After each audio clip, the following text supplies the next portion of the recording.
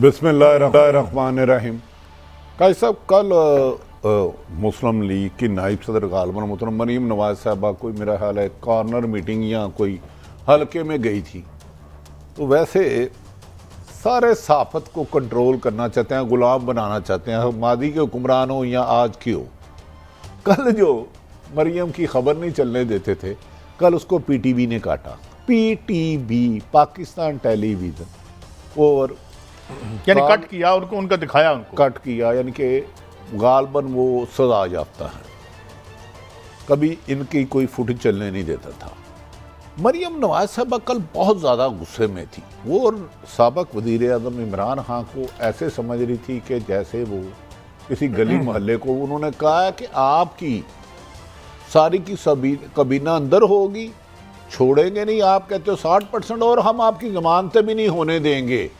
मुझे ऐसा लग रहा है काजी साहब, जैसे जैसे इमरान खान अपनी कॉल देने में डिले कर रहे हैं, वैसे वैसे हुकूमत उनके खिलाफ और उनके लोगों के खिलाफ मुकदमात बनाने की तैयारी कर चुकी है। ड्राफ्ट लिखे जा चुके हैं, इस्तिहासे लिखे जा चुके हैं, FIR की तहरीर बना ली गई हुई है।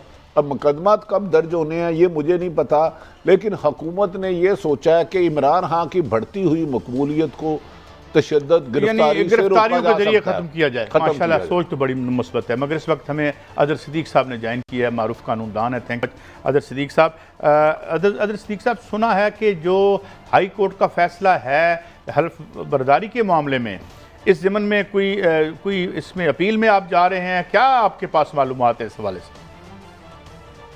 बहुत शुक्रिया अपना काजी साहब। बुनियादी तौर पर ये पहले दरखास्त दायर हुई थी। वैसे तेज तरीन इंसाफ के हवाले से आपको पता है, जो पहला फैसला हुआ था वो 30 घंटे में हुआ था। दूसरा फैसला हुआ ये 24 घंटे में हुआ है। पहला फैसला 22 तारीख वाले दिन था, 21 को लगा था, तो 30 घंटे में, ये वाला 24 घंटे में हुआ। दोनों के अंदर ना गवर्नर को नोटिस जारी हुए, ना इस सदर पाकिस्तान को। यानी आप हलफ लेने का कह रहे हैं गवर्नर को और सदर पाकिस्तान की इन्वॉल्वमेंट ले रहे हैं, लेकिन दोनों के अंदर आप देख लें, ना दोनों में नोटिस हुए। 27A का नोटिस जारी किया गया और बगैर मौक़िफ़ लिए अहकाम जारी कर दिए। आज के भी अगर आप अहकाम जारी किए, सजेस्टेड, प्रपोज्ड, एडवाइज्ड, ये कौन सा हुक्म होता है जी? मैं आपके चैनल पे कह रहा हूँ, डेट इज अनफोर्सेबल। ये तो काबिल इतलाक ही नहीं है, इसमें तो काबिल अमल ही नहीं है। ये जो फैसला दिया है इन्होंने, इस फैसले में ये कह दिया कि 28 तारीख, और दूसरी बात बड़ी बात है, इनका आर्टिकल 248 और 48 बड़ा क्लियर है। आप सदर पाकिस्तान या गवर्नर को आप ऐसी हदायत जारी ही नहीं कर सकते। हाईकोर्ट तो अपने इख्तियार से तजावुज कर रही है। किस बुनियाद पर आप अहकाम जारी कर रहे हैं? आर्टिकल 248 देख लें। और हम यहाँ कहा गया, पहले में लिखा हुआ है कि जनाब इतने दिनों से यहाँ सूबा खाली है।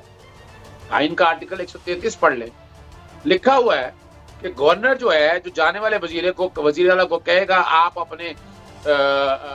अपना फराइज अंजाम दे बतौर वजीर आला। ये नहीं कि कब होगा वो, और कब तक करेगा? जब तक नियाना ज्वाइन कर जाए। यहाँ का लिखा है 2 दिन, 4 दिन, 6 दिन, 8 दिन।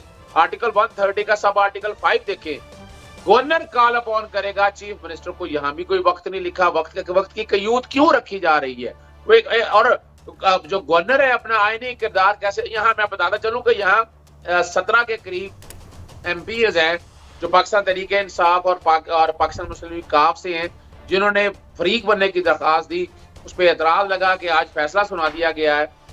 2 इंट्रा कोर्ट अपीलें दायर की जा रही हैं और दोनों के दोनों ऑर्डर्स को असेल किया जा रहा है कि हाईकोर्ट का इख्तियार नहीं है प्रेसिडेंट को हदायत जारी करने का और गवर्नर को। और वैसे भी अगर आप देखें, गवर्नर साहब ने जब ये मामला सामने आया, सूबाई असेंबली के हवाले से दोस्त मिजारी ने जिनको हदायत की थी कि फ्रेश, ट्रांसपेरेंट इलेक्शन कराने हैं, फेयर इलेक्शन कराने हैं, लेकिन वहाँ क्या हुआ? अगर साहब मैं गुजारिश करता हूँ, एक तो हमने सुना था कि प्रेसिडेंट ऑफ पाकिस्तान या गवर्नर को इम्यूनिटी हासिल होती है, उन्हें बुलाया नहीं जा सकता। दूसरा, जैसे आप फरमा रहे हैं कि एक 24 घंटे में फैसला हुआ, एक 22 घंटे में, मैं किसी के खिलाफ पिटीशन करता हूं तो क्या उसको नोटिस देना, उसका मौकफ सुनना, आइन में इसकी गुंजाइश नहीं है कि वन साइड फैसला सुना दिया जाता है। माजी में क्या रवायात है? इसमें अब आर्टिकल 10A आ गया है, right to fair trial and due process of law. हम प्रिंसिपल ऑफ नेचुरल जस्टिस, और इतनी जजमेंटें पड़ी हैं कि जहां अगर आप मौकफ लिए बगैर आप फैसला सुना दे तो उसकी वैल्यू ही कोई नहीं है, वो सारे सेट असाइड। और इसमें तो बड़ी वाज़ेह तौर पर है ना कि आपने नोटिस दिया नहीं, फिर इम्यूनिटी है। आपने ये तय नहीं किया कि सदर को इस्तिस्ना है, लिखते कि सदर को इन मामलात में इस्तिस्ना नहीं। और दूसरी बात जहां तक है कि यहाँ एक बात समझने वाली बात है कि ओथ लेने के कॉन्टेक्स्ट में सदर का या गवर्नर का आईनी इख्तियार है, इसमें कोई जरूरत नहीं है अप्रूवल की, कोई जरूरत नहीं है वजीर आजम से मुशावरत के हवाले से। और मैं जो बात करना चाह रहा हूं आपके सामने कि इतना तेज तरीन इंसाफ तो हर आदमी के लिए फराहम करना चले मुश्किल है, लेकिन आईनी प्रोविजंस के जरिए ये एक बात किसी स्टेज पे सामने आएगी थी। मैंने दरखास्त में लिखा है जो फरीक बनेगी, इसको लार्जर, इस पे एतराज लगा दिया गया। मैंने कहा इस पे लार्जर बेंच तश्कील दिया जाए जो बैठ के इस सारी मामलात को देखे, एक एक आईनी पहलू को देखे। अगर आइन के अंदर कोई सुकम होता तो बात और थी। जब आइन ने खुद सेल्फ एग्जीक्यूटरी निजाम दिया हुआ है और इसलिए ओपन रखा हुआ है, कहा गया वजीर आला आपने देख लिया, उस्मान बुज़दार अपने काम कर रहे हैं, क्या सूबे में आपने ऐसे कोई हालात देखे कि यहाँ अनारकी फैल गई हो? क्या आपने ऐसे को देखे यहाँ कोई इदारा अपना वजीर आला के ना होने की वजह से डिस्टर्ब? अच्छा आदम साहब, मैं गुजारिश करता हूँ, गालबन आपके ही तरह जवाब दिया गया, गवर्नर साहब ने जवाब दिया था कि फौजी हुई है, सीएम के इंतखाब में जालसाजी की गई है। क्या अदालतों का ये काम नहीं था उस हकीकत को जानने के लिए भी कोई कमीशन बनाएं या इन्वेस्टिगेशन कराएं? क्या आप समझते हैं नहीं वो होनी चाहिए जो गवर्नर साहब ने इल्जाम लगाया था? आरिफ हमीद भट्टी साहब, ऑपरेशन रजीम चेंज आप अगर देखें, जिस तरह यहाँ पर अपना 25 लोग तोड़े गए, होटलों में रखा गया, करप्शन का बाजार गर्म किया गया, फिर वही नहीं है गुंडागर्दी असेंबली के अंदर जिस तरह की गई, 200 बंदे मुस्लिम लीग नून के आए और आके डिकोरम तोड़ा और दरवाजे बंद कर दिए कि जहां से वोट पड़ने थे अपना हुकूमत वक्त को उस वक्त की, वो दरवाजे रिकॉर्ड पे चीजें हैं। आसिया अमजद जो है आज भी जख्मी है, मौतो हयास की कश्फ में मुब्तला है। वो आपने लेवल प्लेइंग फील्ड तो दी नहीं। 2 मेंबरान की तरफ से बाकायदा नोटिस दे दिया गया है। डिप्टी स्पीकर, अच्छा डिप्टी स्पीकर आपको पता है इनका ताल्लुक तो पाकिस्तान तहरीक इंसाफ था और ये तो जाती मुलाजिम के तौर पर एक्ट कर रहे थे इनका, और इस इलेक्शन में जिस तरफ है। और ये सारी वो चीजें हैं जिस बुनियाद पर एक रिपोर्ट आई गवर्नर साहब के पास, गवर्नर ने देखा कि, और दूसरा ये कि ये वाला इलेक्शन कहीं चैलेंज नहीं हो सकता, वो कहीं आर्टिकल 69 और there are so many provision.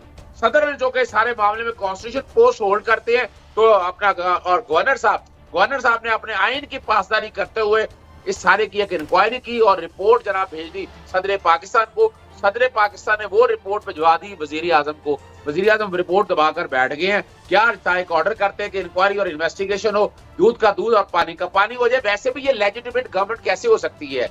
आप आरिफ हमीद भट्टी साहब, डिफेक्शन का चल रहा है 63A वाला मामला। 63A में 25 मेंबर हैं। 25 मेंबर अगर ये निकाल दें, 186 की अक्सरियत के पास कहाँ रह जाती है? आपने अक्सरियती जमात के साथ क्या किया? मिसाके जमहूरियत को तारो-तार किया। रजा रब्बानी और ये सारे जो स्टॉलवर्ड थे ना उस वक्त के, उन्होंने तय किया था कि हम किसी का जो रिप्रेजेंटेशन है वो चुराएंगे नहीं, फिर करप्शन और हॉर्स ट्रेडिंग खत्म करेंगे और जो लोग आएंगे उनको डिस्क्वालीफाई करेंगे। अजहर साहब, अजहर साहब थोड़ी सी मैं कॉमन सेंस से एक सवाल करना चाह रहा हूँ। आपने बड़ी अच्छी लीगल बात की है। मेरा सवाल है कि सदर हो या सदर पाकिस्तान हो, गवर्नर हो, वो आइन के नुमाइंदे हैं, वो आइनी सरबराह हैं, तो एक सूबे का वजीर आला नहीं है, ये फिर किसकी जिम्मेदारी है? अगर एक सूबा 23 दिन से 25 दिन में सीएम के बगैर है तो फिर हु इज रिस्पॉन्सिबल? उसका क्या हल है? देखिए, इसी आईन पाकिस्तान 1973 ने आइन के आर्टिकल 133 के अंदर ये प्रोविजन दी है कि वजीर आला अगर चला जाए, जब तक नया वजीर आला ना आए, जो पुराना वजीर आला है उस वक्त तक वो वजीर आला रहेगा, वजीर आला के इख्तियारात कहेगा। आइन के फ्रेमर ने इन्हीं हालात को सामने रखते हुए खुद प्रोविजन दी है। और वैसे भी 25 दिन तो कैसे आप कह सकते हैं, यानी इलेक्शन का प्रोसेस तो शुरू हुआ जाकर 16 तारीख को। 16 तारीख को इलेक्शन हुआ है और इलेक्शन वो डिस्प्यूटेड है, तो 16 से आज हम 27 तक आए हैं। ये 25 दिन तो हाईकोर्ट ने भी गलत लिखा है इस अंदर, और हमें आइन की पासदारी करनी है। आइन क्या कहता है? या तो आइन में लिखा हो ना कि जनाब ये आइन ना लिखता, 133 में जब लिखा हुआ है कि गवर्नर रहेगा तब तक रहेगा जब तक। बहुत और ये शुक्रिया भी इसका अजहर टाइम- सिद्दीक साहब, आपने बहुत से इन जो के थे उन पे रोशनी डाली और हमें एनलाइटन किया। थैंक